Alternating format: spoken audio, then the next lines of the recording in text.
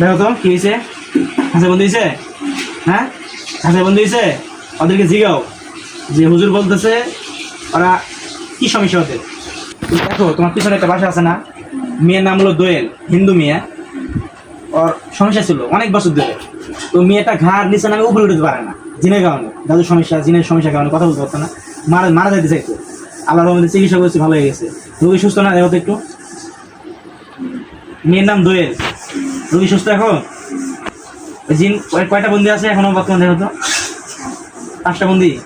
আর 2টা কি করতেছে, কোথায় আছে দেখো তো একটু। আশেপাশে আছে। ওদেরকে বলো যে ওরা কি আবার রোগী শৈলে আসবে না ওদেরকে বন্দি করতে হবে। আসবে না। আমি নিয়ত করি যে যদি ওরা আবার আসতে চায় তাহলে বন্দি হয়ে যাবে, আর যদি না আসে বন্দি হবে না, ঠিক আছে। বিসমিল্লাহ।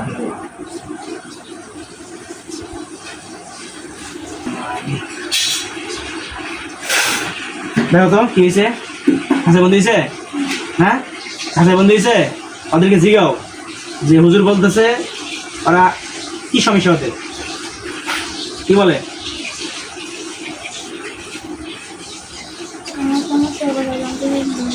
আমি ওর কথা একটু জানতে চাচ্ছি। তুমি যাবে চাইছো না, তোমাদেরকে যাবার চাই দেবো আমি, কিন্তু একটু ওই যে বিষয়টি জানতে চাচ্ছি।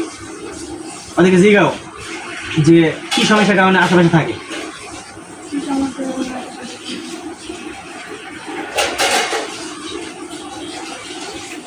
বলে না। শরীর আগুন ধরো, শরীর আগুন ধরছে, দেখো আগুন ধরছে। এখন কিছু বলতে চাই, বলো, জিগাও, একাই বলবে। হ্যালো, কলেজে আগুন ধরাই দাও, আমিন। কলেজে আগুন লাগছে, জিগাও তো কি কি বলতে চাচ্ছে। বলে না, বলবে না। কলেজে চাপ দাও,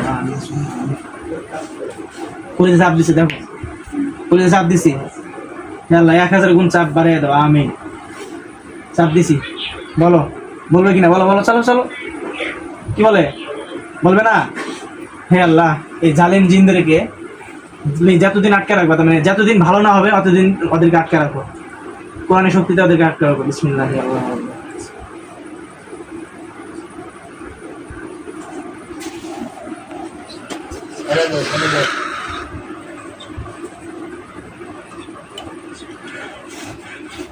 ওদেরকে আটকে রাখছি।